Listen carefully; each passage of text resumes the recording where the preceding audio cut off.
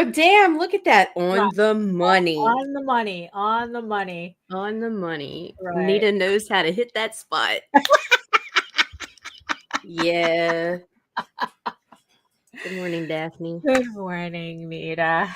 Yeah. I was sad when I got in here. You weren't in here yet this morning. Oh, well, yeah, because I was dealing with this other nonsense, I'm just so neglected, Lage. I know. It's just like I'm gonna have to start turning to your sister for comfort. No.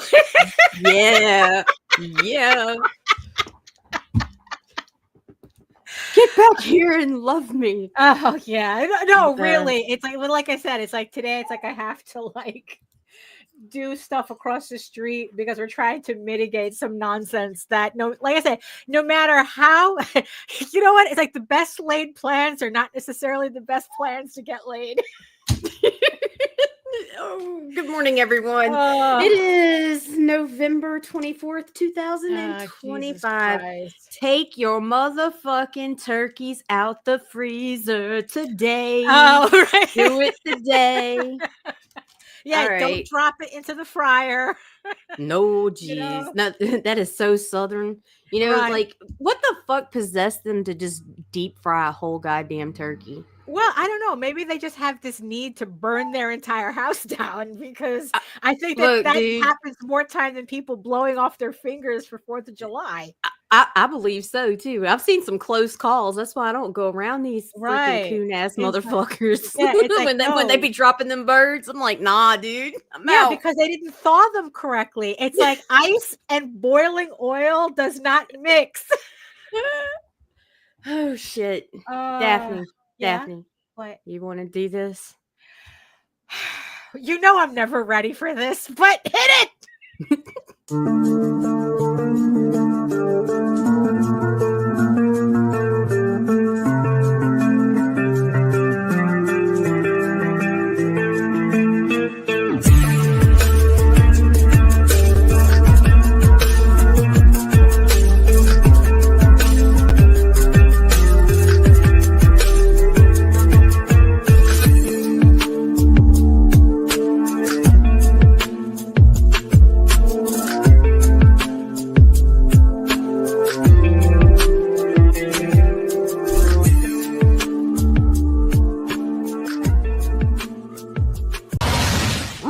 She's a ghost and a bitch! Trigger warning. Fuck you. And fuck you. We got a double whammy today. Yeah, I was feeling generous. Good morning, Lorraine. I was just talking about you. Oh, no. Woo. Oh, my goodness. So so Lorraine's in the chat now. Who else is joining us in the chat today? We got Wolf Daddy Rob, Michael. Good morning, Michael Joseph, and Lou. Hello, good morning. Good morning. And yes, I see you, our beautiful eyeball people watching us from regions beyond. If you are watching us from anywhere else except YouTube, I'm kind of your sister has to suffer. If you're watching this anywhere but YouTube, I'm kind of wondering how you do this because I'm only seeing YouTube. We're only streaming to YouTube now. But while you're here, come on over, join the sexy people in the chat, keep them company, and also make sure you like, share, subscribe, leave a comment, whether a nice emoji or just, I don't know, give us bad advice. Yeah, do it. That's right. And hit that notification bell so you get notified whenever any of our shows go live. So I guess we might as well just get this started.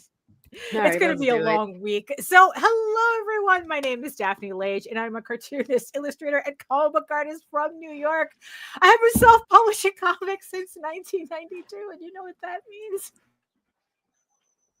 Fuck. You have my heart, you beautiful, greasy witcher. I am the artist for the furry fantasy adventure. Well, the furry fantasy adventure Tall Tales, and the creator of Eagle Raven, Heir of the First Unicorn, a medieval fantasy drama you can read online at egoworks.com, EGOWORKS. And you can also check out in the chat, I placed a link for issue 12 for everybody waiting for the next chapter of this series. The pre-launch for issue 12 is up right now. I'm still currently working on it, so I don't know when I'm going to launch. But by signing up for the pre-launch, you'll be the first person, the first people to get notified when the campaign goes live. It's been a morning. Yeah. Don't do stressful stuff before you're about to go on a show. This part. And of course, last but not least, you can check out all my videos on how I make my comics here on YouTube at my channel at Daphne Lage Art, and here where we talk about all sorts of things related to that with my co-host, Nita. Yay. Hi, I'm Nita. I have the Google account that runs the YouTube channel. I do things. I do a lot of things. I don't have a specific way to introduce myself. I've been creating scenarios in my head since the 90s, yo. All right, there we go. There we go. Yes, aren't we all creating scenarios? Jesus Christ. I mean, really. And like I said, it's like, and it doesn't matter like how many scenarios you try to come up with, just to kind of like thinking that you're getting ahead of a problem, and the problem gets ahead of you anyway. You can never create enough scenarios. You can never overthink people. Do not listen to your therapist. Oh, right. Yeah. There's no limit. Holy shit. But I gotta, this is just pop your Zoloft, smoke a joint, drink some coffee, and go on. We're just gonna have to take this as a very expensive learning experience. Aren't they all, right? Aren't they all? That's all the medical advice I have for today. So what you been up to this week, Nita? Watching the news. Why do you torture yourself like that? Because I'm a masochist and I'm not getting my just because Daphne, what am I supposed to do? Been busy, been meal prepping, getting ready. Okay. We decided to ditch the family this year because right, and whoops. And so I'm cooking for all of us, and we're doing what we want. We don't have to force the kids to eat some nasty ants fucking cat hair green bean casserole. We have fine cat hair at home. We're not even having turkey. We decided to do chickens because everybody liked chicken better. Right. Macaroni and cheese, mashed potatoes, cornbread dressing, a couple of pies. It's like, look, and some Hawaiian sweet rolls because Browning serves just blech. They don't taste like anything. But but it's like, look, hey, at least you have watch cartoons instead. Yes, Rob. Yes, Rob. Absolutely. I mean, that's look, in the end, it's like, we've always done Thanksgiving our own way. Like, technically for us, we don't even celebrate Thanksgiving because we only celebrate Thanksgiving if Jose's birthday falls on Thanksgiving. Well, we decided we would give them one day a year to be toxic with us so they can have Christmas Eve. And that's it. That's it. Like that way there's still the fucking connection. I'm not gonna like burn bridges. It's it's there, but fuck you guys. I'm gonna be on my side. Right. I mean, it's like also New Year's is kind of like a different vibe. Thank you, Michael. Aww. Thank you. Giving us money for Adderall. Oh my goodness. But like New Year's is like kind of like a completely different vibe. That's more like a party vibe than like Thanksgiving, where it's like, oh, we have to pretend we're family. Yeah, right. Like there's less pressure for that, Like I got immediate blood relatives I have to introduce the kids to. Please don't act like you care about me today. Right. Yeah, exactly. Yeah. It's like we don't hear. Yeah, it's kind of like, it's like mall today and they would not know who the fuck they were. Right. Yeah. It's like, but for me, I ain't got time for fake. of having all our relatives in other continents. So it makes it a lot easier for us. I like your mom. I'd have Thanksgiving with your moms. Yeah. I mean, it's like if the apartment wasn't like just completely upside down right now, it's like probably we would schedule one more vacation down there. Get you to see. That's what I said. Right. We're just giving them Christmas Eve. We're definitely not giving them New Year's because I don't think around drunks. Right. Oh, but, yeah. That's for sure. Wait, who am I kidding? They're going to do that for Christmas too. They're just not as rowdy. There's a difference. Again, the expectation is different. Once these Southerners start popping fireworks, it's next level bullshit. Okay? Right. Exactly. That's where the fingers disappear for all the wrong reasons. Oh my goodness. But I've just been busy this week. Actually, I've been pretty busy since I got back from Florida, feeling like I need to catch up with everything. Yeah, you do. Yeah, your girlfriend's needy and neglected and just like I know. It's like I'm very bad at taking care of people. Lorraine needs a Facebook. Oh no. Just for Messenger. Yes, she does. just for Messenger. Keep it private. Oh my goodness. Yeah, but I realized like a week ago that I still had to launch a House of Bob campaign. Yeah, I saw that and it kind of took me back because I was like, oh shit. I forgot that was the thing for a minute. Yeah, exactly. Because I was on my original schedule, I had wanted to, I think, launch it. No, technically, my original schedule, I'm just looking at my calendar right now, that November was supposed to be my House of Bob month. But like I said, I had the thing going on in Florida and dealing with everything. So it kind of slipped my mind until I realized that it's like, no, I really do have to launch a campaign. At least I should get this sketchbook out for the year. Right. So I spent the last week like just putting together the campaign, and I finally got it. So it's approved. It's ready to go. I'm going to launch it. Next Monday, the 1st, December 1st.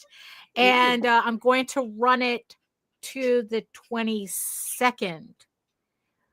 Yeah, so that's the schedule. I mean, I know I'm taking a chance. It's awfully ballsy running a campaign that close to Christmas, but right. But I mean, but there's always money for porns. Always. That's honestly, as crude as that sounds, that's kind of how I felt. Like there's just certain things there's always money for. We got priorities. Priorities. Yeah, there you go. Your jokes are even funnier when as your icon. For some reason, like just hearing it is funnier than when you're on the screen saying it. Like I don't know why. I think it's just. Is it the eye contact? I think it's the. Does it make you uncomfortable, Daphne? That's hot. Such a good girl. Wow, boy. So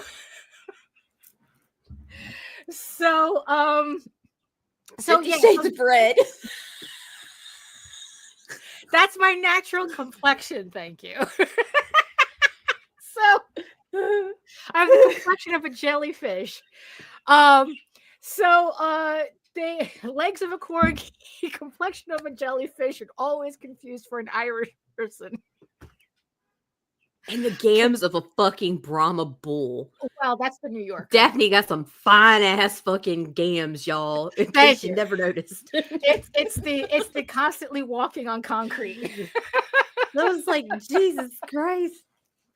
What was I saying? Oh, the link. The link to House of Bob is in the chat right now.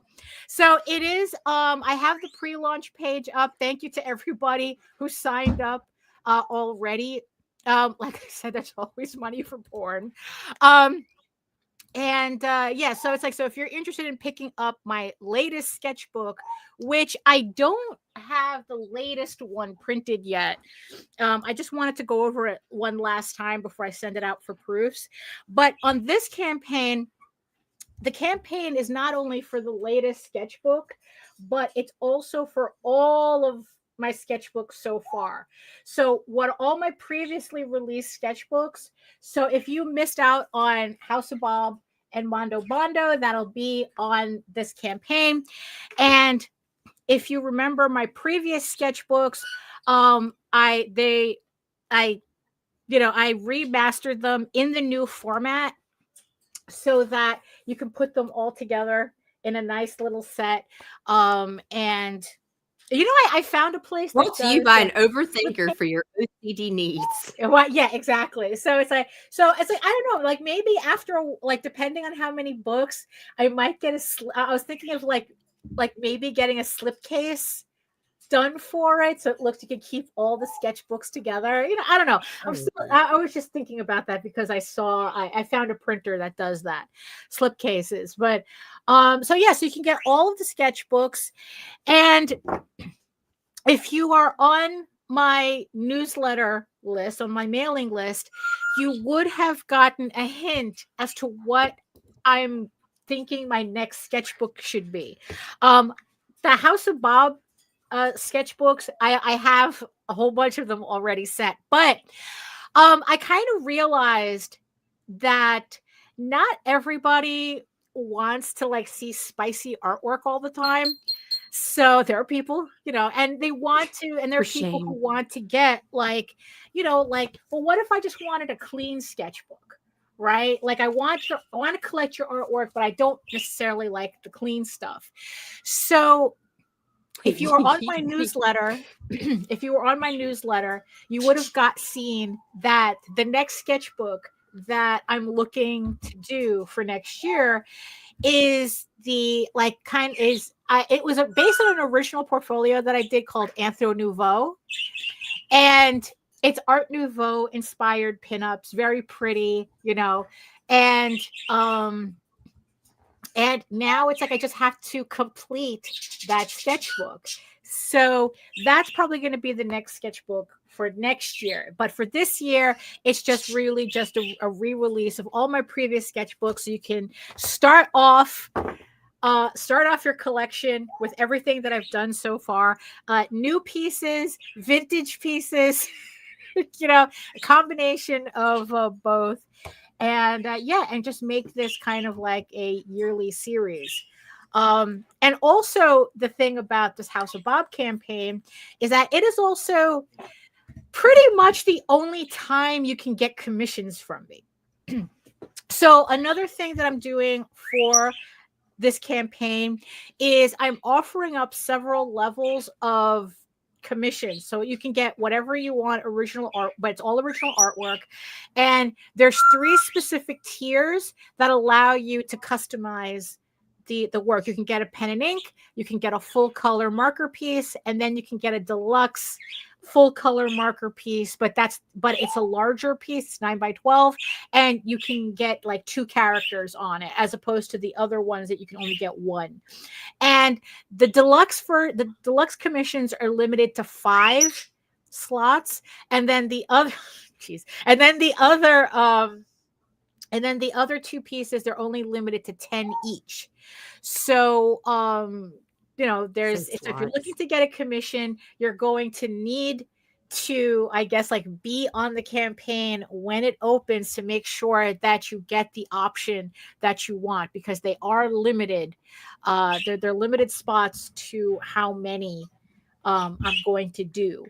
And I'm looking to get like all these pieces done within like 3 months. So if you order, you order the piece on the campaign, you'll most likely get it in March. That's the time schedule that I'm leaving myself. But if you don't mind, like not choosing, like not customizing your artwork, I came up with this option that I thought would be really fun to do. And it's kind of like a original art blind bag.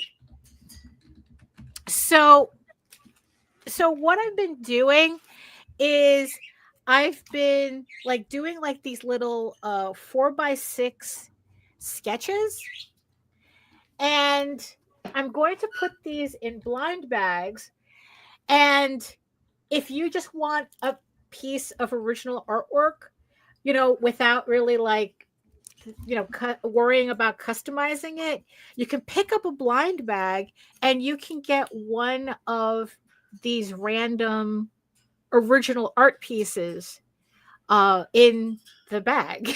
So these I'm limiting to 12. So I've been like sketching like crazy for the past couple of days. So here's a couple more. Here's another one. Here's another one. Here's another one. And yeah, so it's like I'm still working on. Yeah. Oh yeah. So yeah, let me just get like a little closer there. So yeah. So there's going to be like blue line pencils. There's going to be the pen and ink pieces, and yeah, and then it's like, of course, I guess if you consider it, the chase is going to be the full color pieces. So, but these are going to be in random packs. So what I'm going to do is I'm going to have like these little bags, you're going to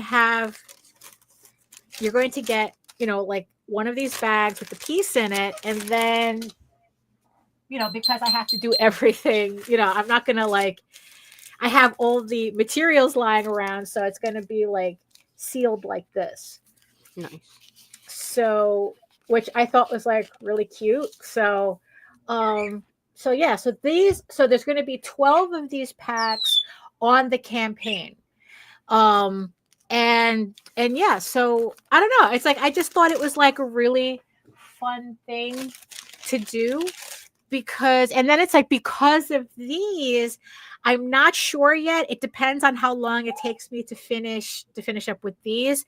I might do another set, but trading card size.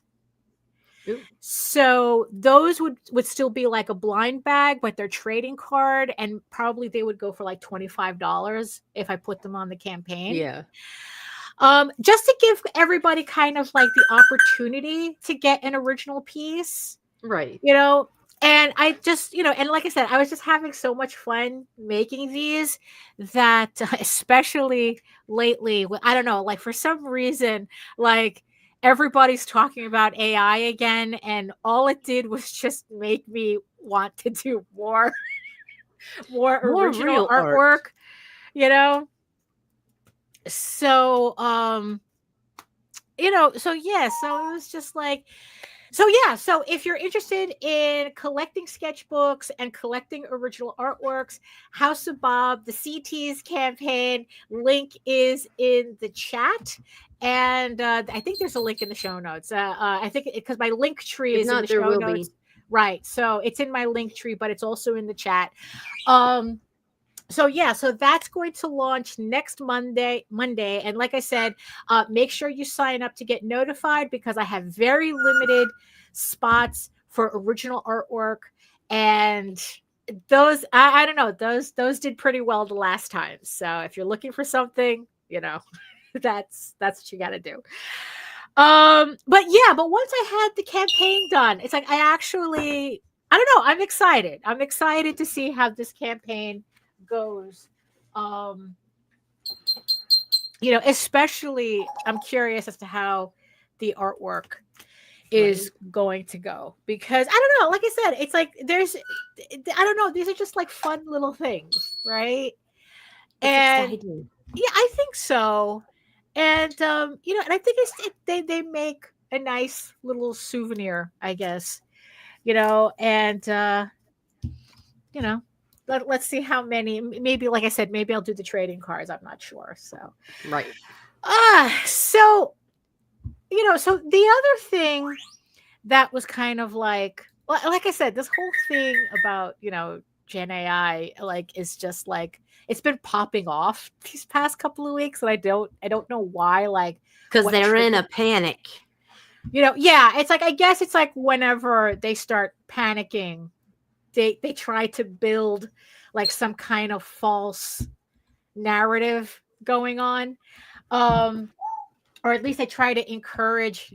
Actually, it's not encourage. It's kind of like, oh, we have to get people talking about this again, because it's like our $1 trillion investment is not exactly paying off the way we thought, right? But I don't know. It's like I'm not, you know, so so I was on a separate kind of like a separate note, but not really, because it's like in the end, it's like these conversations about generative AI get really, really weird. And and look, and it's like, and here's the misconception, right? That for some reason everybody is determined to hold on to this misconception is that if you're against Gen AI, you're against all AI. Not even close. That's not even true. That's not even true. It's like, look, it's like I have absolutely no problem with an AI that detects cancer 5 years before it develops. Word. Right? I have absolutely no problem with AI just even consolidating medical knowledge, so that your rate of survivability is not dependent on what part of the country you're in. Right. Because I was watching Neil deGrasse Tyson. He was doing a podcast on this, and he was talking about how actually that's what he loves most about AI in medicine, because certain techniques and medical techniques and survivability rates really is affected by where you are and what doctors like developed certain techniques. And he was talking, I forgot what the thing that he was talking about, that there was like this one thing, I don't remember what it was, but but like there's a different way with dealing with it. Like this particular medical technique was developed in Chicago. Right. And that's considered the latest version. But if you end up with that medical condition in New York, you get treated different. You get a different technique that's considered older, because the information is not really being shared. But thanks to AI, now it's creating a standard protocol for the same thing, no matter where you are. So it's like, how can I say no to that?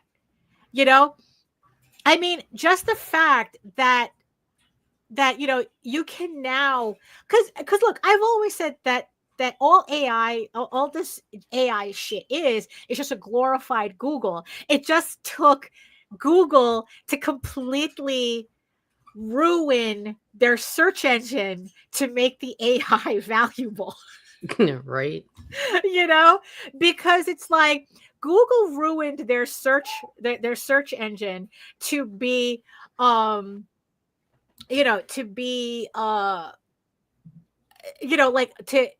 just to like promote sponsored ads that have and sponsored links that have nothing to do with the search that you asked for, Right. And AI allows me to circumvent all that bullshit and get the information that I need. But granted, though, you still have to double check the information, because I've caught like Copilot giving me either like outdated information, or they just like misinterpreted the information that it did get. So you still have to like go, but at least it gives you the links, so that instead of searching through all the sponsored ads, links that have nothing to do with nothing, you just go through the links, and then you find you cross-reference the information that you're looking for. And I find that incredibly helpful. So it's not that, and it's like, look, it's like there seems to be some debate whether Grammarly is AI or not AI, but it's like, look, I appreciate the suggestions that it gives me, but just because it gives me suggestions doesn't mean that I use it. It's like, you still have free will. You can still not use the information the AI gives you, right? So if it tells me, well, the comma really goes here, it's like I go, okay, I can, okay, I can see that. That makes more sense or something. Then I'll do that. But if it's rewriting my sentences to sound weird than what I intended, I'm not going to use it.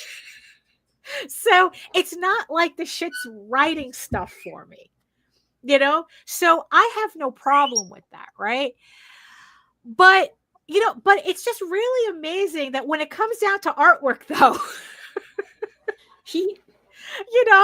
it's like all of a sudden, like the conversation gets really, really weird, and it's like, but think about how it's going to be in 10 years. It's like, why the fuck do I care about how it's going to be in 10 years? I care.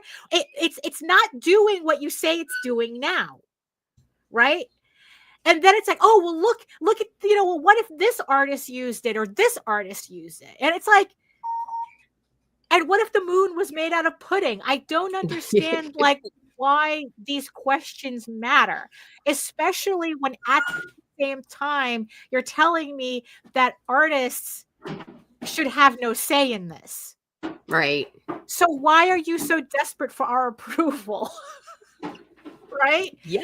So it's like, because it's all that childhood post-traumatic stress disorder built up, those mommy issues. So so it's like, please validate me, Daphne. You're validated, Mita. You can park. No, that's now. Them, dude. I don't need validation. I don't need. You don't need parking. You don't need free parking. Nah. And it's like, and it's like, and it's like, and we see sometimes, when it pops up online, it's like, oh, look at how cool this piece is, or look at how, and it's like, why, what, it's like, it completely does not interest me. That's like telling me to be impressed by the guys at conventions who run other people's artwork through a watercolor filter, and then, and try to pretend that you're a watercolor artist. I mean, what is this? It's like, you didn't do anything. Get out of here with your nonsense. I mean, I don't understand how people are annoyed at those people at conventions, but then ooh and ah, some algorithm bullshit online. Like, I don't understand the disconnect. It's like, you guys understand that a guy just running screen grabs through a watercolor filter is a bullshit. It's bullshit. He didn't do anything, right? But all of a sudden, if AI is involved, it's like, oh, look at how great that looks. It's like, what are you looking at? It's like you. It's them discombobulated fingers and eyes that do it. Yes. And it's like, and then it's like, they show me this stuff, and then they get mad that I'm not impressed. And it's like, why would I be impressed by this? Nothing happened. It's not showing me anything. Man, Jean. Yeah. Jean, okay. Well, anyway, she had posted some artwork or whatever. She had a follower who it was using AI and then tagging her in it. Like, why the fuck are you tagging me in this trash, man? Right. Yeah, exactly. It's like, it's like, I don't understand why you did this and what your intention. I swear to God, honestly, I think that's kind of like the equivalent of sending a dick pic. Ugh. That they're doing it because they know it will upset you. And some people really do. Like, they it's like any attention is good attention. They need that attention. Mommy doesn't pay attention to me, so I'll just break her favorite thing, and then she'll pay attention to me. Type of thing. Yeah, I really do think that's what that is. Toddlers. Yeah, it's toddlers. Because, because it's like, okay, you're showing me this AI bullshit. Why should I care? Nobody did this. There's nothing for me to learn from this. Oh, it's pretty. There's plenty of things that are real that are pretty. I don't need to look like it doesn't mean anything to me. So why are people getting uptight that I'm not oohing and eyeing it? Because it's this whole mentality of like everybody wanting to be everybody's fucking friend. I mean, that's at the end of the day, they need approval because they can't validate themselves. Like, I'm dead ass. You know, it's mommy issues. Well, you know what it is, because it's like, you know, because I was kind of like trying to figure out that it's like, you know, in the end, it's like, you know, am I really that uptight about AI, or am I just uptight about how weird people are getting because of it? Right? Because it's like, because here's the funny thing, right? Because it's like, you know, this technology came out with these guys specifically saying, oh, this is to replace all artists. We don't need artists anymore. Yeah, exactly. You know, the splatter artists, we know these guys at the conventions, right? You know, and it's like, yeah, so they came out and they immediately, it's like, oh, this is to replace artists. We don't need artists anymore, right? Right. You know, and I was positing the argument that if they had collaborated with artists from the beginning, they wouldn't be having this problem with the technology now.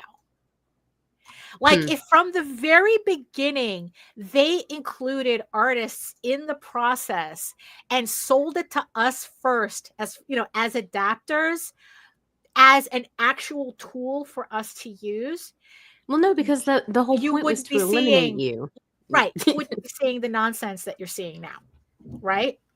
That's one less thing I have to pay for. Right. You know, but because they went out of their way to say, oh, we don't need artists. We're eliminating artists with this technology, even though they built the shit on our backs. Right. You know, now it's, you know, and so now they're getting a lot of this pushback, and there is pushback. I keep getting told there's no pushback. Absolutely, there's pushback. Because this shit isn't as mainstream as you want to pretend that it is. Just because a couple of dorks online are using an app doesn't mean it's mainstream. You know? Again, it's like, you know, it's not mainstream with artists, that for sure. But it's like, but in the end, it's like, you know, is the argument really about AI, or is it about people being weird about it? You know, that it's like, you know, I'm more bothered by the people, because the AI isn't coming after me like no, and that's the thing too. It's not coming after me either. It doesn't feel like it's gonna eat me or anything like that. It's right. Fucking it's the people. It's like, okay, because when you say we don't want AI here, I'm not saying, like, I'm not even telling you can't. You go all over the fucking internet. There's a bazillion places for you to post your fucking AI art. Right, exactly. But they consistently and insistently try to post that shit in my group, and it annoys the fuck out of me. Right. And then when I message them and I'm like blatantly pointing out, you know, circling pieces and sending it back to them, like, no, dude, this is AI and we don't allow it. Right. And they want to argue and tell you, no, it's this new style I'm working on, or whatever. Sure I've heard it. I've heard it all. I've heard it all. It's a new style where I put, like, I can't develop a pattern or something. You know, it's like, and, like, I miraculously mastered this style that I just started. Right. Yeah. You know, that's the thing, right? That it's like, you say in your groups, no AI art, but they desperately want to put AI art in there, right? It's kind of like there were some groups that I was on that was like travel photos, right? And it's people go on vacation, they take photos, and, you know, and they post it to the group. But what happens, I had to leave them because all of a sudden they got it inundated with people posting AI versions of the photos. And it's like, what's even the point of this? One, what's even the point of this? And two, don't you assholes have your own groups? Right? You don't have to bother the rest of us. They do. You want to use the shit. Look, we're all grown ass adults. Everett Hartso has a place for you. Right. Yeah, exactly. It's like, you don't need to bother the rest of us, right? Right. But God damn, are they desperate to bother the rest of us, right? Because they want us to tell them their dicks are pretty, and they're not. Because all dicks are gross. Even the ones I like are gross. You know, but and I think that's what it is, right? Because it kind of reminds me of this. You know, we've done enough interviews and we've watched enough podcasts, right? When we talk about the problems in indie comics, right?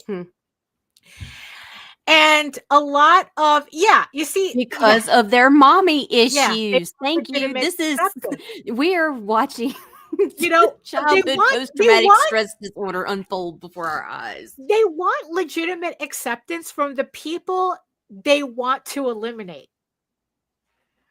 Which is very, very strange. That it's like, on one hand, they'll say that it's like, oh, we don't need you anymore. I don't have to pay artists anymore, but you like this, right? It's like, it's like, you'll validate me, right? And it's like, what the fuck is wrong with you? They want that approval. Mommy loves you, baby. It's like, look, if you want to use it. Or maybe they want to be spanked because they want you to tell them they're bad. Well, it's like, maybe this is just a lot stranger than I thought, because it's like, look, if you don't need artists, right, then why the fuck are you so uptight about artists noticing you, senpai? Why are you so obsessed with that? Why is it that you want to, like, because even the guy they kicked out of Dragon Con, right? It's like he was screaming, oh, we're just jealous and blah, blah, blah, and this, that, and the other. But at the same time, he had no problem, sneaking in, like doing all these elaborate, all these elaborate things to pretend that he's an actual artist, right? Like, he didn't want us to notice, or he wanted us to say, well, yeah, that's the same. No, it's not the same thing. You're not going to get our approval, right?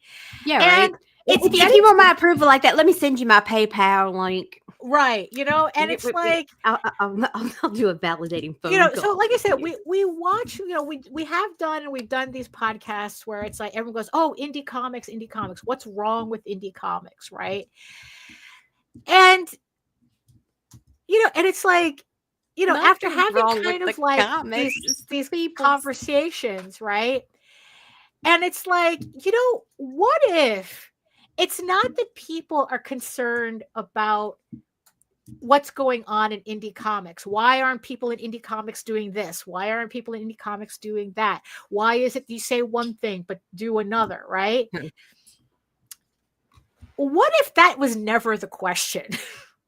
Maybe that's what it is. Like, what if that's not the question?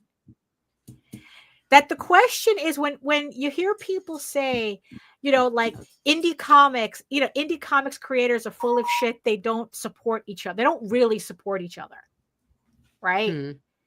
Because, they always talk about all the, it's like how anime fuckboys want to see the constant balloon boobs and almost nude scenes, but don't just watch porn. It's dominance aggression. Like little French bulldogs. They just need to be put in their dominance place. Aggression. Yeah, that's yeah. Yeah, no, definitely, Rob. But like. And the thing is, and I've said that too. Again, it's like going back to the previous episode, we were talking about things that we say uncritically, but then once we actually think about it, it's like, oh, wait a minute, that's not the issue. That's not what's going on.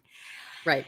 And, and the thing is, so it's like when someone is criticizing indie comics and why are, this, that, and the other thing, what if the question they're really asking is that, why is it so hard for me to find success in indie comics? But they have to because then it becomes a new issue, and that makes people uncomfortable because, we're living in this world where nobody wants to be accountable. Yeah, I mean, so it's not my problem; it's your problem. It's easier if I can point that a it's finger. Easier if I say that it's not my book. My book is, I don't know.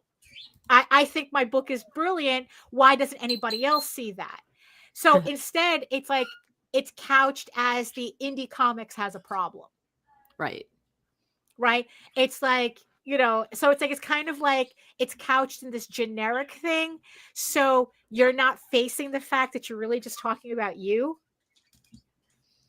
And that actually was Jose that pointed that out to me. And it's like, and it was such like a mind shift for me that it's like, holy shit, it's like, yeah, it's like, all the criticisms, whatever criticisms that I would have about indie comics is really just about me complaining about me. But trying to make it a general problem was how I was couching it to not think about what I was doing. Right?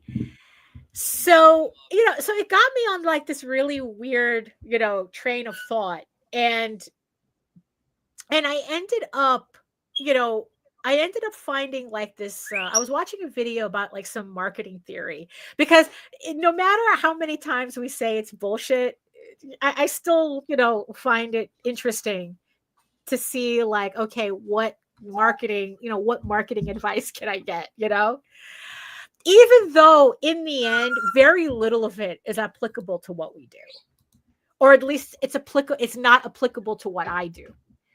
Because most marketing advice out there has to do with selling one item. It's like, okay, I got this mouse trap. How do you market a mouse trap to get 100,000 people to buy it once? Right? With a comic, it's different. You're asking people to not just buy a book once. You're asking people to commit to a series. I'm not asking people to buy the first issue of Eagle Raven. I'm asking them to buy 16 issues of Eagle Raven. So the marketing is very different than if I'm just selling a tchotchke, right? It's like, it's like I'm selling this. It's a lot easier to sell one of this. Hello, Nicholas. 100,000 times than because by the way, just to show you, the market for this is dead. Daphne, I'm disappearing for a second. I cannot hold my peas any longer. Okay, there you go. And just a side note, the market for this shit is dead. If you've been looking to get one, just go to the PopMart site. It's right there. You don't have to do anything stupid to get it. You can just buy it like a normal person. Right? But you see, that's kind of like the thing though, right? Is that they sold millions of these stupid little things, but after between when I got, but it took me 3 months to see it die out. I thought it would at least last until Christmas. So now it's like, so what's funny is that PopMart's, their own company, has already moved on to the next hot figure that they have. Because so like I said, so when you're selling a tchotchke, it's easier to sell with the marketing advice that's out. I heard hot figure. Yeah, the hot figure. Yeah, now it's something called Skull Panda, that or something that now is like, that's the one that they're pushing. So so what this video that I was watching was talking about, yes, the Labubu creator became a billionaire. Yes, so he's fine. He's fine. Yes, so at least in this case, the actual artist got paid. We don't have to worry about him. So there was this video that posited that the problem that artists make when they're selling their work is that they make it about them instead of the person buying it. And that unless you're a big enough artist, like you're very popular, you have 1 million subs on YouTube or whatever, right? Nobody gives a shit about you as the artist in terms of what you're selling. Now, granted, this is a lot about tchotchkes and fine art, so take it, So what they were saying, that the problem that a lot of artists make is that they focus themselves in selling the artwork when the audience doesn't give a shit about you. They care about your artwork, but they don't care about you. What they care about is how that artwork fits into their narrative about themselves. Right. They don't care that this is your passion project. They don't care that it took you 20, 30, 40, 50 years. It was a childhood dream to make this. Nobody cares. They don't care about what your, what caused you to think about this and create this piece or whatever. They don't care about your inspirations. They don't care about your references. They don't care about none of that. All they care about, how does this thing make me feel? And can I incorporate this thing into my lifestyle? And this woman, again, she was talking about tchotchkes. She was talking about people aren't buying a mug. They're buying a morning ritual that your art enhances. Huh. That's right? Cool. So that's what she was saying, right? That you're not buying a t-shirt. That they're not buying it. The audience member is not buying a t-shirt with your artwork on it. They are buying what they are projecting is a piece of their personality onto clothing. Right. You're just in the way. Yeet. And stop blocking your own cock. And it was just like, holy shit. Like, I kind of remember us like talking about this a while ago, but it just seemed like such a very strange concept. Like, how do you sell your work without selling you? Like, how do you talk about your work without talking about yourself? Right. Lou says, I have mugs for moods. Yeah.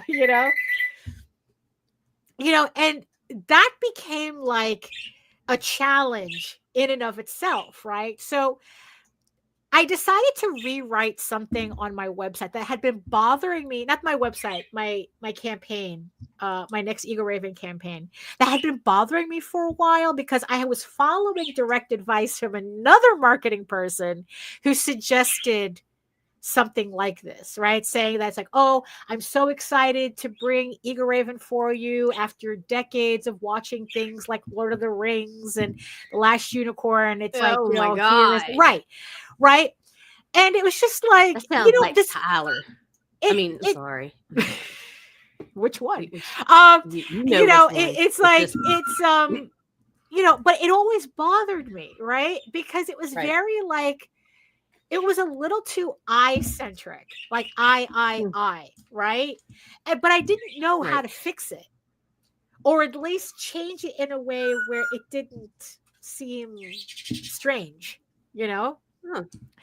So after watching this video, right, it's like, okay, the problem is that I don't have examples of anything like this. Like, what are we talking about, right? And then again, well, what about the same thing, but you changed the pronouns to we? We grew up and bring them. No, because the examples that I eventually found, actually, I demanded Gemini bring to me.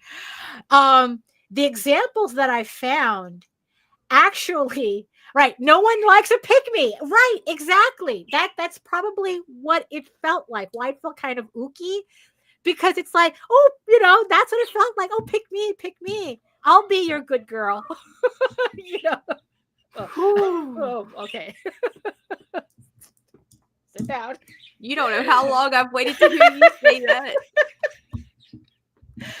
So so the examples that it showed me, well, yeah, maybe it is a change of the pronouns, but not not we, you. Even better. You. Okay. It's all about you. So see, I was on the right path. I'm not. Yeah. So it's like there is no we. You see, but that's the thing, though. Right. There is no we. There is no Even we. Even though I'm making the work, there is no we. I do not. But I don't like that. I would prefer a we. Because so the thing that I ended up changing, now it says something to the effect of, do you enjoy, the sweeping adventure of the Lord of the Rings? The magical coming of age of the Last Unicorn. It's like, that type of thing. So it's like, it's focusing all your attention on the person in front of you. Who's going to buy your thing. And what you're doing is that you're removing yourself so that they can project themselves into the space. Oh, so we just have to like deal with like pretend like they're narcissists. Something like that. Or it's like it's the Hello Kittification of marketing text. I mean, I guess that of marketing copy. That's okay, kind of fine, like what it is. fine. You're doing, you have Hello Kitty where everybody just projects their nonsense onto this doll. Right? Right. And that's what makes Hello Kitty a global phenomenon. Because anybody can just project. I mean, we know who the artist is, but it's a none of the, it's the reason why something like, even with characters like Moomin or Miffy and Moomins and all these other things, where it's like they kind of like they have these amorphous shapes. We know who made them, but what makes them popular is kind of like their amorphism, that's like you can project yourself. It's not the character, it's what you project onto it. So so the only difference, right? So the thing that she had said that kind of like that, I don't remember if this was from an essay or something, where they were talking about this only, like, it seems like when you're an artist in this space, you only have two options. If you're a nobody, you cannot talk about yourself. But if you're a somebody, you can talk about yourself all you want, because then your artwork becomes a parasocial accessory. Yeah. It's kind of like, like if Mr. Beast decided to put out a comic book, he would have a bestseller. Oh, well, for sure. Right? Because it's not that his fans all of a sudden cared about comic books. Is that comic book represents their parasocial relationship with Mr. Beast. That's why he's able to sell whatever bullshit he comes up with. Right? Like, knock off Lunchables, Feastables, chocolate bars. I know all about it. It's like no matter what he puts out, it doesn't matter. That part doesn't matter. Right? Thank you, Nick. Like Air July. Like, right. Right. That it's like you're buying into a parasocial relationship, and the object, the art, the comic, the tchotchke, that's just a symbol of that parasocial relationship. Senpai noticed me because I bought his thing. But if you're a nobody, you don't have that parasocial relationship to feed off of. So, which is what's funny, that was the thing that people said that Audra Winter had gotten wrong. That what she was trying to do was create that parasocial relationship, so that the book was just an accessory to knowing about her, not something you were actually supposed to read and criticize and actually give a critique on. The book was just an accessory. And that's what threw her off. The reaction. What do you mean you read it?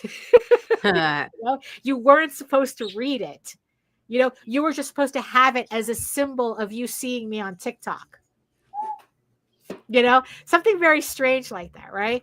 So I don't know. I was still trying to like function around this thing, this idea of like really, it's like, will people react better to me not being a part of the book that I made?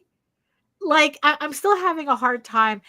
Nicholas says, I hate to sound artsy, but aside from money, which is good, is that the reason you want to have folks buy your stuff? And you see, and that's, and you see, that's the thing though, because then that's the whole thing about when you make a problem sound generic, you're not really thinking about like why you're doing something.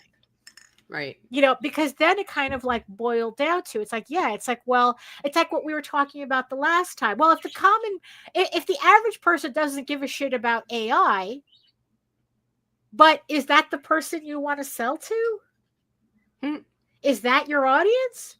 Do you really want the person who can't tell the difference between actual art and AI in your, like, is that who you're selling to? But then by asking that question, you have to ask yourself, is it the money? Do you just want the money that bad? You don't give a shit who buys your stuff? Then why are you putting effort into making this? Right. So it asks a lot of uncomfortable questions that is really hidden behind, very generic. Oh, indie comics, it's like, oh, this sucks. It's like just like giving like a generic thing, but really you're talking about your experience.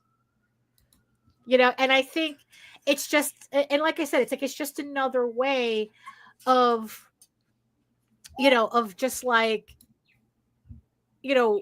like thinking about like why we actually do things and what we find important. Because in the end, if it all boils down to just money, there are easier ways to make money.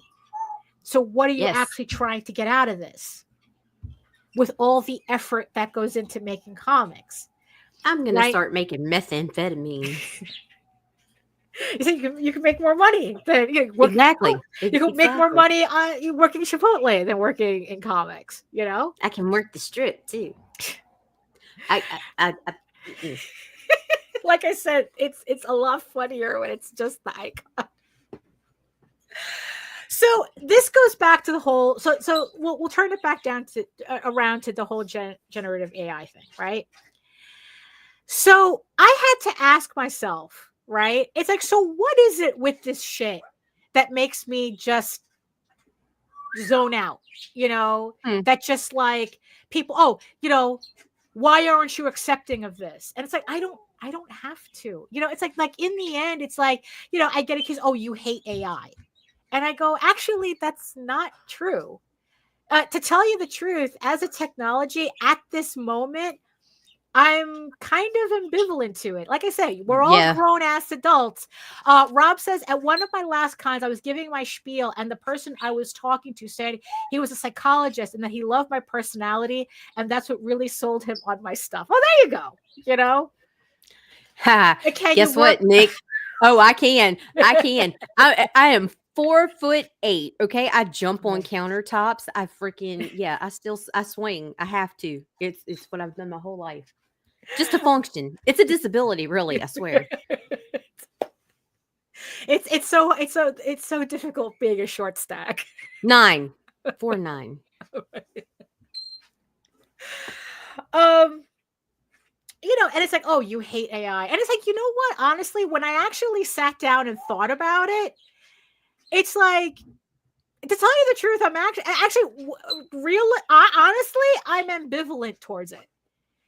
Because it doesn't inspire anything in me. There is nothing anybody does with that shit creatively, and I use that word loosely, that inspires me. It's like, yeah, the novelty wore out 5 years ago.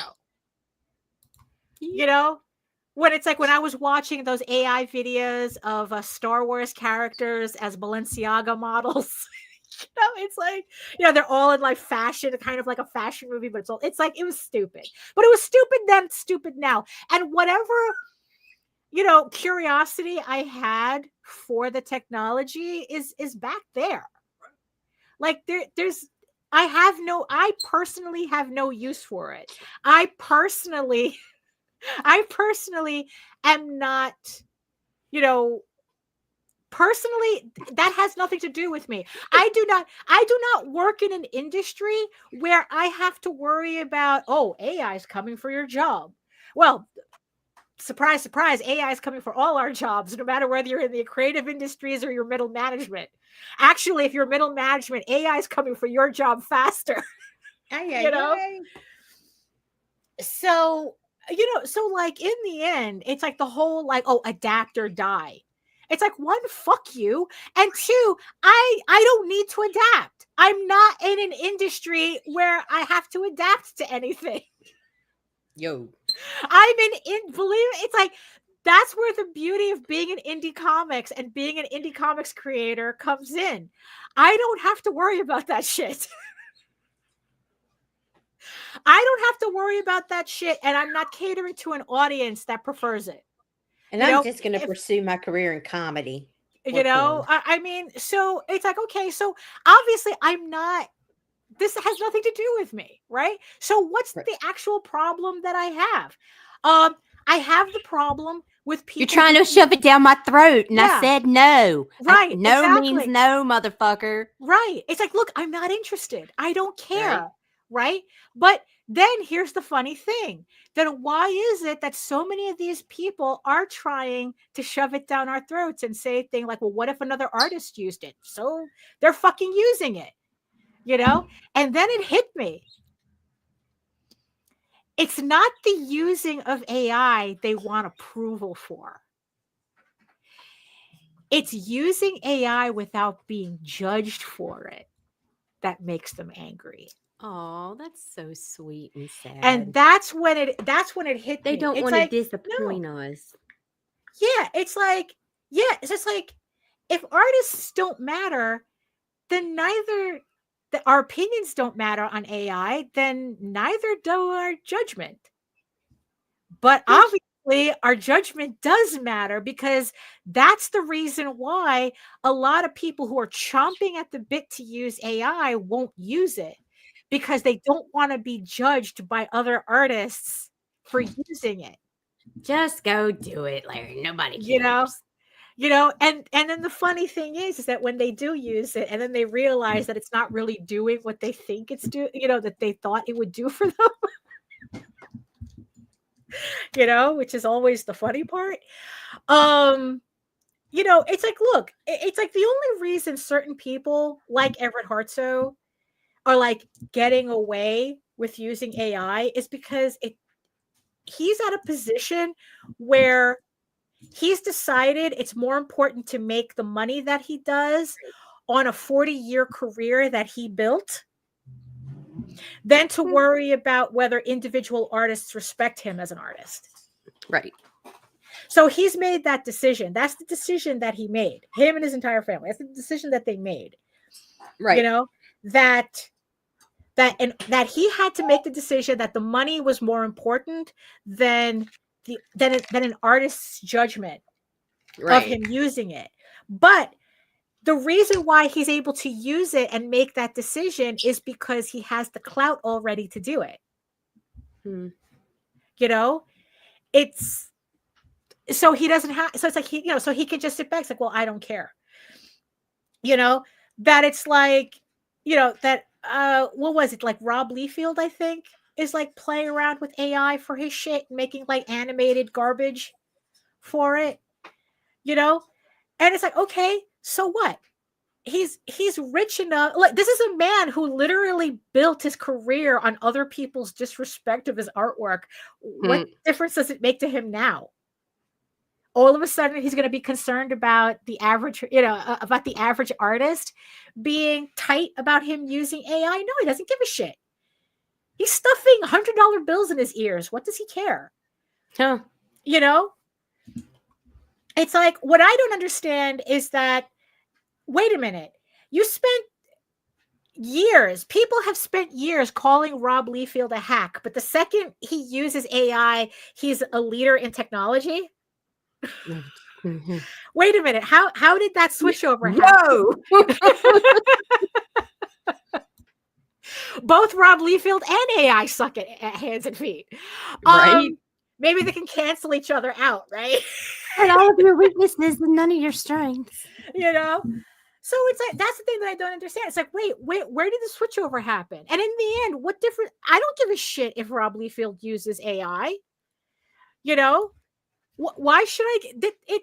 He grown. He a millionaire. He can do whatever the fuck he can use AI. He can use cocaine. We don't care. Yeah, exactly. We know. You know, but the problem is when, you know, I guess it's like there's more people on our level, right, who want to use it, but they won't because they don't want the shame of our disapproval because they don't have the money to mitigate that. You know, they don't have the popularity, and it's like, and that's it would really just goes to show you that money really does solve everything. If you have enough money, then ethical concerns are easily smoothed over. You know? And I think, and it's like, and I was thinking, it's like, that's probably like in the end, like another version of, are you really talking about AI or are you talking about something else? Right. It's like, are you really mad at me for not giving a shit about your AI bullshit? For not being impressed by, some guy animating his comic book pages in AI? It's like, are you really mad at that? Are you really mad at me for that? And it was just like kind of like the thing that like it just really like made me rethink a lot of things. So I mean, so in the end, it's like what it just boiled down to that it's like, yeah, it's like you've grown, do whatever the fuck you want. But if you're expecting me to not judge you, I can't give you that. I will judge you. I'm going to judge you. Right. Yeah. I'm going to judge you, and that's it. Shame. And you're the one that has to decide whether that's important to you or not. Right. I'm just some dumb bitch that used to be in a closet with a microphone. Does not go for it's it. Like, look, no matter what happens, no matter what you decide to do, I'm working. I'm still doing my thing. Right? It's like you using like whatever, I don't know, whatever that AI animation shit that's going around. Right? Those Sora's or whatever videos. I don't know. What is it? Wait. Yeah, is it Sora? Oh, and no. It's another anyway. one. All that shit's fake anyway. It's all fucking fake. And I hate watching these artists feed these fucking beasts. Like I started unfollowing legit artists just for using the animation program. But you know what it is? That's your right to do that. Right. That's your right to do that. If they are committed to use it, that's them. That's on them. They could do whatever the fuck you want. Like I said, you're grown, you're an adult. Right. Right? But if you're going to be mad at me for not wanting to be a part of that, that's a you problem. Yeet. Like I said, in the grand scheme of things, this does not affect me. This does not affect me personally. I'm still able to draw out my artwork the way I do it. I'm teaching myself hand-drawn animation. I showed it, I showed the animation that me and Mike Jimmy had worked on a while ago.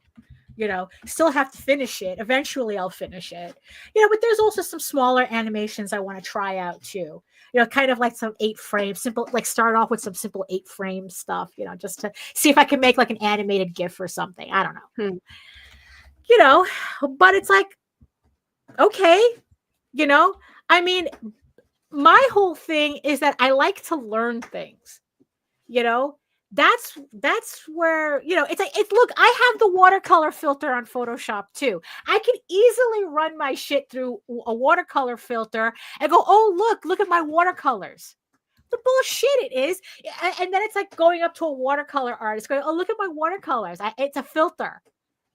Mm-hmm. Why the fuck would they care? Why would I care? Why would anybody care that you use a filter? But every time they try to show this shit, that's what they're asking me to be impressed by. You ran it through a filter. Yeah. No, thank you. There is nothing in that you did. You can't even fix the mistakes the animation is making. The AI is making in the animation. You can't even fix it. So it's like, so it's like, yeah, so that whole conversation, that one thing that Jose has said that made me like really rethink how I think about this. And it's like, and in the end, it's like, I really do hope that this is kind of like the last time I talk about it, because it's like, it's like MS GIF Maker. Yeah. Photoshop has a GIF Maker in it too. It's like, yeah, Lou is using Procreate. I was watching her on Sam's show on Saturday where she was showing And some of that's the a animation. that's a process. Yeah, but that's what it is. Anything worth doing is a process. That's the thing. You know, because here's the funny thing, right? So it's like, so Disney Plus, I don't know what the entire story is, but Disney Plus is going to be coming out with its own AI, generative AI part of the app, so that you can create your own content on Disney Plus. I don't know the specifics about it, but what happened is that, like, one of the animators who did a show for Disney Plus, something called the Owl something. I don't remember what it was called, the Owl House or something.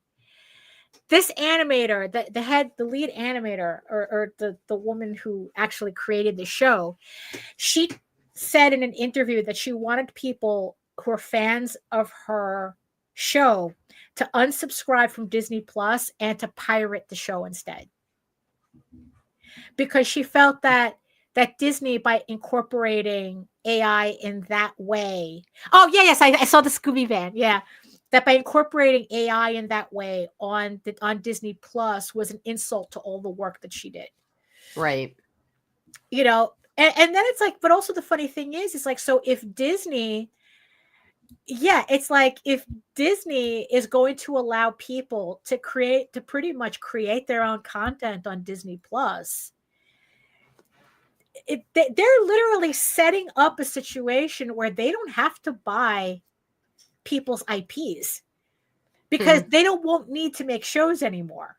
Right. Because people will be making their own shows or whatever the fuck they want to see, you know, on using their AI. You know, because in the end, you got to remember, that's the real reason why Disney and Warner's are suing, like, OpenAI. Not because they all of a sudden gave a shit, but it's because they have their own AI that they bought, and they don't want the competition.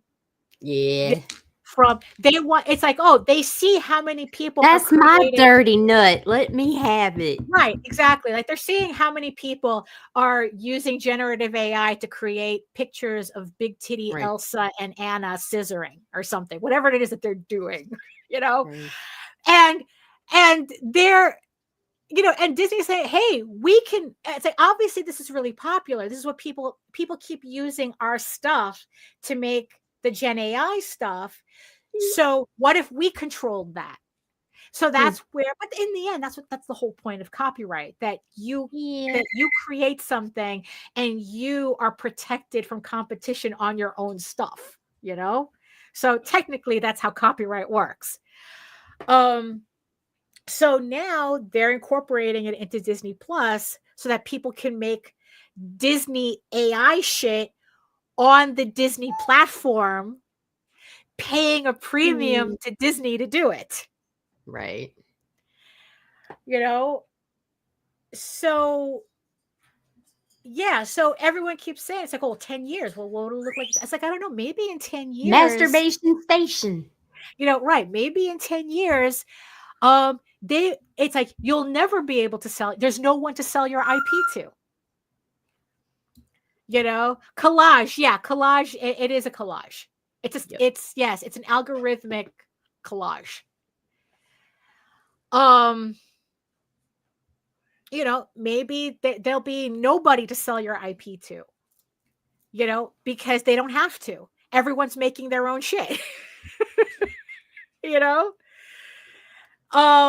You know, because it's like, okay, you know, and you know what? And there really does, it's, you know, and it's like, it's the open part. Right. Exactly. You know, that there's going to come a point where you're going to see, as if you couldn't see enough in shitification. It's, look, all these little platforms with all their different AIs, it's going to end up the same way as everything else.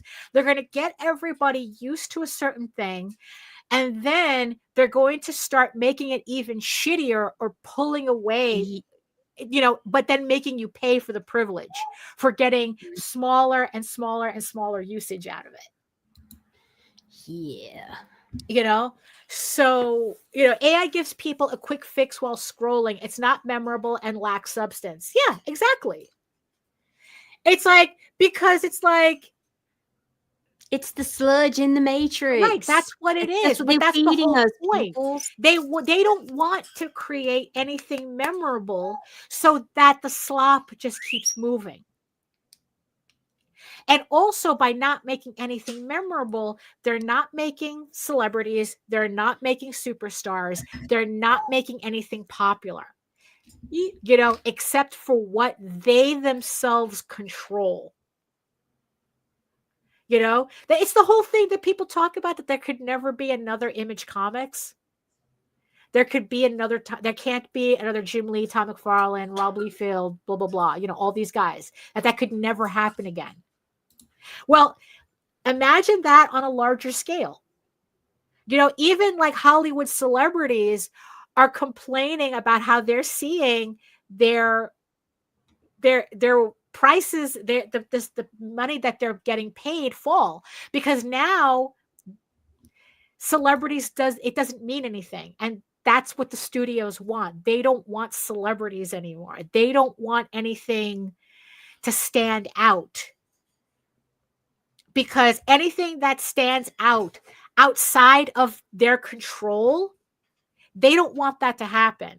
So as long as they can keep people kind of like tied into a self-contained sludge factory, like say Disney Plus, Yeah, you know. But you know, so it's like, yeah, so when they say, it's like, oh, this is inevitable, and it's like, okay, but I don't have to have anything to do with it. You know, I don't have to, you know, I don't have to do anything. You know, it's like, I kind of hate to put it this way. Let's say the question is, will there be enough masses to pay for soulless garbage, or will there not be enough people who lack? I don't think there will be, and that's why they're panicking now. They're already in a panic. You've got them fucking dipping out of stock. Yeah. You've got the force fed everywhere you fucking look. Right. It's being Yeah.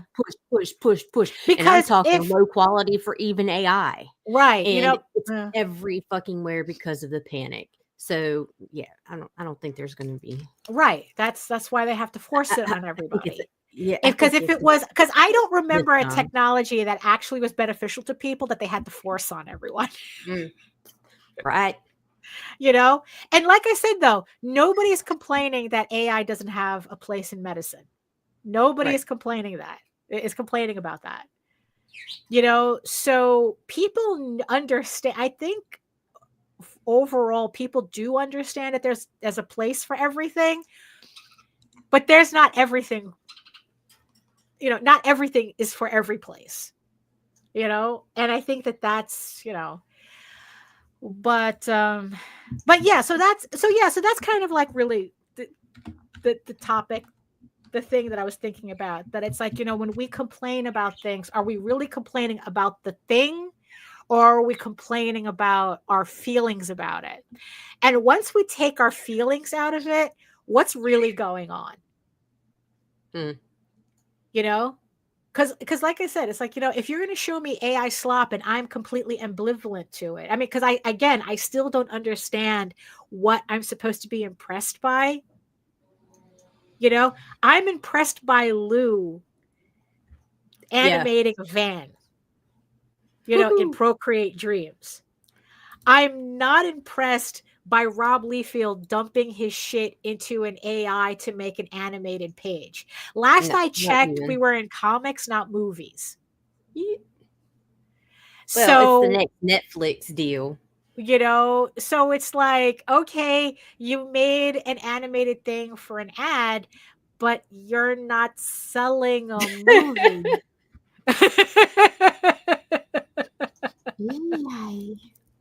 You know, nothing about that here. I don't know. Because I don't know, because it, like I said, I don't understand what I'm supposed to be impressed by. Like I said, if you're telling me it's a tool, you're telling me, oh, it's just like using a filter. It's like, okay, I'm not impressed when people use alien skin filters either, you know?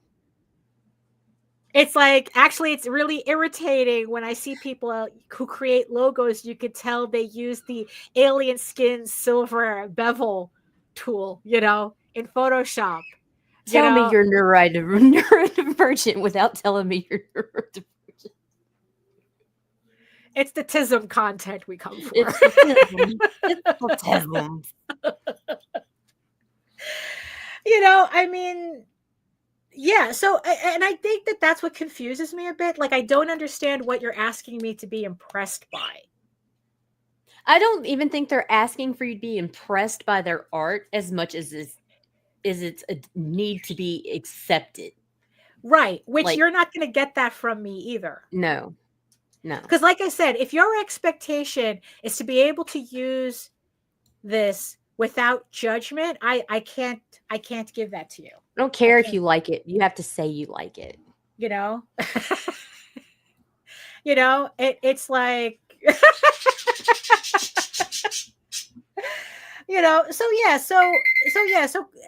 so people who say so always think about the question that's being asked. So whenever you hear somebody complain about indie comics and indie comics doesn't do this, indie comics doesn't do this, like, is it really indie comics you're complaining about? It's like when people say certain things, is it really that they're saying? Right. And also in the end too, there really is a value in the Stoic idea that, don't be complicit in your own offense. That it's like the only reason you're offended by something is because you have opinions on it. And you don't need to have opinions on everything. Nope. You can be ambivalent. Right, exactly. And that's the thing. It's like, in the end, it's like, I really don't need to have an opinion on AI as a whole. I really don't, but goddamn, have I been noticing people getting mad if you don't get an opinion, I mean, it's like, yeah, it's like, like I said, will I judge? Absolutely. But you know what? That's my business. Right. That's my business, and that's a me problem. It's a you problem if you want to take that as a you problem.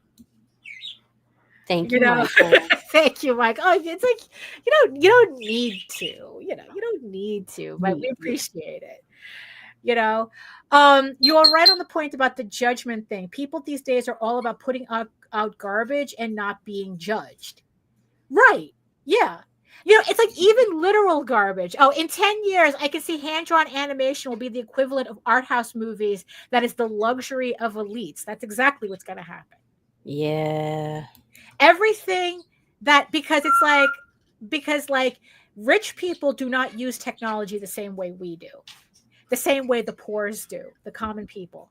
And if it's one thing rich people always want to do is differentiate themselves from the masses, right? It doesn't matter that you can get a Birkin dupe at Walmart. It's not a Birkin. Period. It's a barkin. Right. Yeah. It's like that. Yeah. It's like, okay, great. You bought a Birkin bag dupe at Walmart. Enjoy your plastic bag. Yeah, right. They don't give a shit. They're going to go to Hermes and buy that $12,000 Birkin bag themselves. Well, because it's not you, because you're not doing that. So it's going to be the same thing with all this technology, that it's like the more AI becomes part of the common person, part of the masses, the more AI is going to be disconnected from the elite. Yes. It's going to get to the point where you could be. What happened? Oh, she disappeared. Either. Oh, no. They got her. They got Nita. Oh, it froze. I don't know what the hell happened. So what was it? You get to be their pet artist. Right. So, it's kind of funny how everything goes back to patrons. Right. We're all going to end up working for the Catholic Church again. I swear. That's going to happen in 10 years. Every artist is going to be working for the Catholic Church. I'm triggered. We're going to go back to that again. You know, who's going to be the next Medici family? Who's going to be the next Medicis? You know, the wealthiest patrons to ever exist. Although they were the Catholic Church as well. You know. Oh man. So we're just hitting the end of the show. I think I rambled on enough. No, honestly, you're good. You know, I mean, no, but really though, I kind of want this to be the last time I talk about generative AI. It won't be, but okay. You know, it's like, you know what? We'll talk about it the next time the tech bros panic. And they need to have people conversating about it. Word. You know. Oh my God. Any final thoughts, Nita? No. I got 4 teenagers that want in this kitchen. Oh, okay, So. right. So you're just in the way of them and the sustenance. I'm inconveniencing my compets. Right, there you go. Crotch goblins. Oh my goodness. So I would like to thank everybody hanging out with us in the chat. Very busy chat. Michael, you know. Do it, Michael. Go make some comments. But like I said, we appreciate it. Nita has a StreamYard bill to pay. Yeah, exactly. And you know what? I've decided that if it doesn't pay for itself this year, I'm breaking up bad. Okay. I mean, yeah, you know, because it's like I have my own StreamYard account, you know. So, you know, yeah, because like I said, the deal was too good for me to not, you know, to not renew. So, yeah, so thank you everybody in the chat for joining us and listening to us ramble and also adding your own rambling to the conversation. Thank you so much for that. Always, you know, it's the conversation that makes it fun, you know. And yes, and thank you so much to beautiful eyeball people watching us, well, listening to us in the background of whatever it is that you're doing. And I hope you guys have a better rest of the day than I'm going to have after I get off this show. Because I got some nonsense to take care of. So yeah, so thank you so much. And if you want to learn more about me and my artwork and my campaigns and everything else, you know, House of Bob, Ego Raven, links in the chat. You can head on over to my main portfolio site at egoworks.com, EGOWORKS, where you can read Ego Raven, Heir of the First Unicorn for free. But if you prefer your fantasy to be more of a furry Lord of the Rings adventure, you can follow the link over to Tall Tales. That's TAILS online.com. And you can read, I don't know, I think like over like 1,000 pages worth of hand-drawn furry adventure goodness in the archive. So yeah, there's plenty of stuff to read there. And while you're at my website, don't forget to sign up for my newsletter where you can keep up to date with all of my new art, my sketchbooks, my comics, my Kickstarters, everything. And while you're there, you can get a free PDFs comic bundle just for joining. So scan the QR code, get on the mailing list, so you get to see all my new artwork, and you get to try Ego Raven for free, you get to try Tall Tales for free, and you get to try the Oswald Chronicles for free. Again, all artisanal, hand-drawn goodness for your pleasure. Oh my goodness. So thank you so much again. Thank you for joining us. And in the words of the ancients, eat your food, moisturize, mind your business, and do the work. Because when you actually do the work, you never have to fake any of your accomplishments. Thank you so much. I mean, it's like, you know, it's funny. I keep thinking I should change it, but every time I say it, it just becomes more and more relevant. Thank you so much again, and we'll see you next time. Bye-bye. Fuck you, fuck you, fuck you. You're cool. And fuck you, I'm out.